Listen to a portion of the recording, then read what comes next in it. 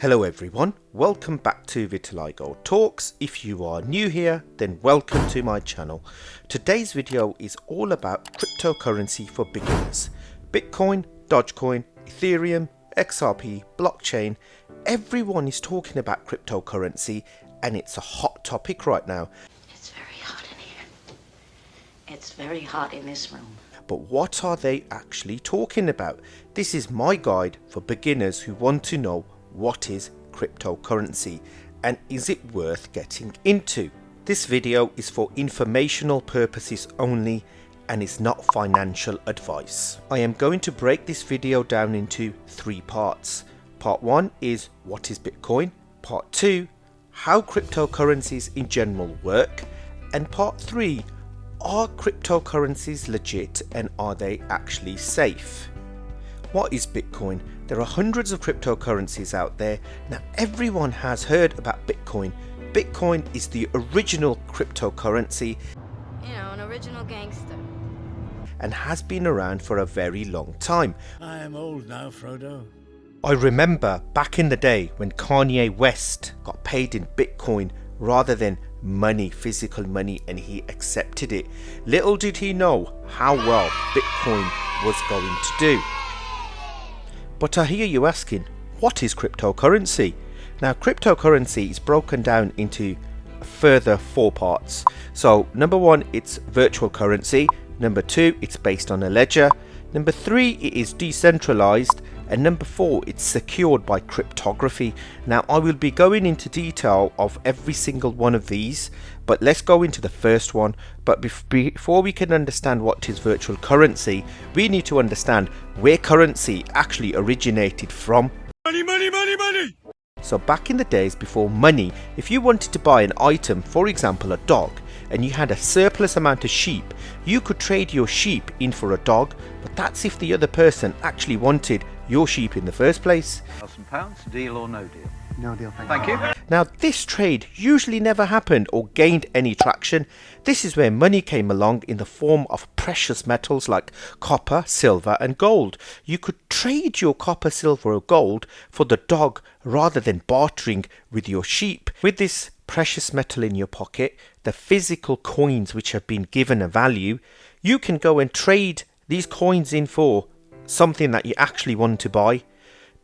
The coins then changed into paper money. It did the same thing as the precious metal coins. The paper has got value now as well because the government, wherever in the world you are, says that it has got value. Now on the British pound or the British £10 note, it says, I promise to pay the bearer on demand the sum of £10. So this is on the £10 note, it's on the £5 note and also on the £20 note. Now it's the government that actually control what the value of this paper actually is. You're trying to control this situation. Stop trying to control this situation. Can't you just leave your job out of this just this once? Money has moved on from paper money to just numbers in our bank accounts now. Like when I transfer money from my account to another family member's account, I don't carry the physical coins or the paper money. I am just transferring a number from my account to theirs. We are now buying more things online and using credit cards. We aren't passing the physical notes around or the physical coins around. We are passing around numbers from one person's bank account to another person's bank account. Here we don't see our money anymore. It's become an entry on a spreadsheet.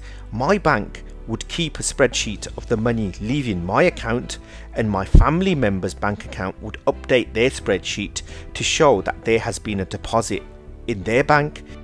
So banks would keep a spreadsheet of all the deposit and payments and all transactions. This is a centralized system, a central authority that handles and governs money. The US dollar is tied to the Federal Reserve, the English pound is tied to the Bank of England, and the government has control over it too. So a small group of institutes, banks and governments, they are the ones that manage the money for every country in the world. This in essence is centralized by these authorities. This is where cryptocurrency turns up. It's 100% virtual money, no coins, no paper notes, and it is just a transfer of digital assets. When a transaction takes place, it's placed on this master spreadsheet and it's called a ledger.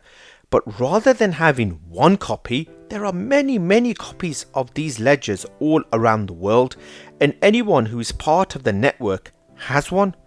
Crypto mining or Bitcoin mining is someone who has set up a computer to crunch through transactions.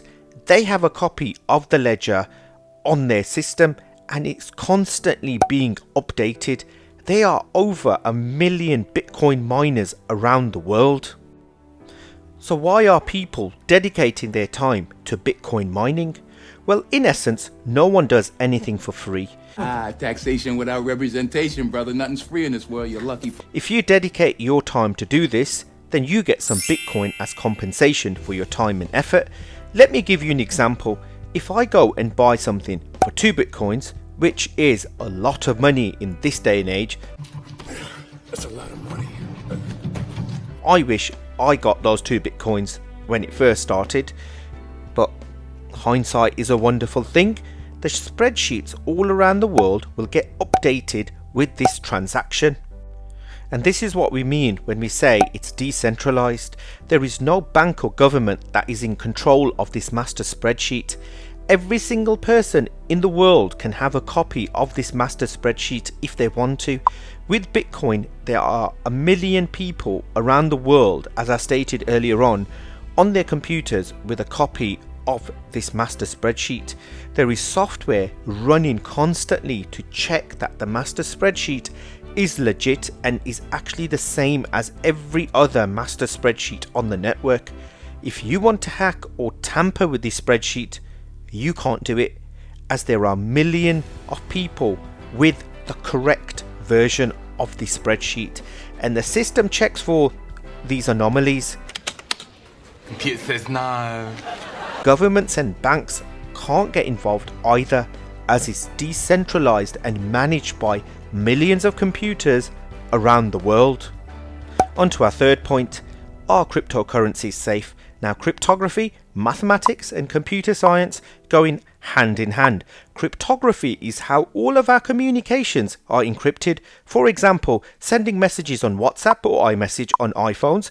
There is no way that the makers of WhatsApp, which is Facebook, or Apple with their iMessage can read your messages, as it's secured by cryptography at either end. No. I specialize in a very specific type of security. From the sender side and also the receiver side. So the sender sends the message and the receiver receives the message. No one in the middle can see what the message is. I can't see anything. As it's encrypted, and it's just a bunch of letters and numbers that don't really make sense and no one can actually interpret them. It doesn't make any sense. This is similar to how Bitcoin and cryptocurrencies work. They solve this problem of trust. Alright. By telling you this, though, I'm trusting you more than I trust most people. Good, because I'm about ready to punch you. And centralization. It can't be just one company owning this master spreadsheet. The users maintain and manage the system. If you made it this far into the video, then let me ask you a question. Will you now be buying Bitcoin or any other cryptocurrencies? Let me know in the comments below. As this is a tech channel, I would like you guys to check out my other tech videos. The top one here is my thoughts as a tech reviewer on the iPhone SE 2020, and the bottom video gives you my thoughts on the same phone but from the average consumer's perspective. If you have found this video useful, then hit the subscribe button and like this video also. I have been Vitiligo Talks, and I shall see you in the next one.